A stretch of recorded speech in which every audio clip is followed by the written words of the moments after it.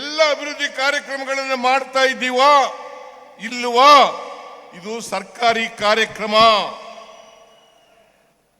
ಜನರಿಗೆ ಸುಳ್ಳು ಹೇಳಲಿಕ್ಕೆ ಸಾಧ್ಯ ಇಲ್ಲ. ಏಯ್ ಕೂತ್ಕೊಳ್ರಿ, ಅವ್ರು ಯಾರವ್ರು? ಏಯ್ ಕೂತ್ಕೊಳ್ಳಯ್ಯ.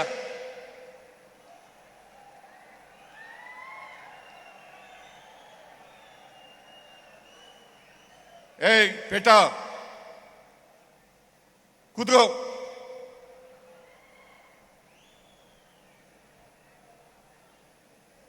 ಇಪ್ಪತ್ತು 25 ನಿಮಿಷ ಕೂತ್ಕೊಳ್ಳಿ. ನೀವೆಲ್ಲ ಇಷ್ಟೊಂದು ಖರ್ಚು ಮಾಡಿ, ಜಿಲ್ಲಾ ಆಡಳಿತದವರು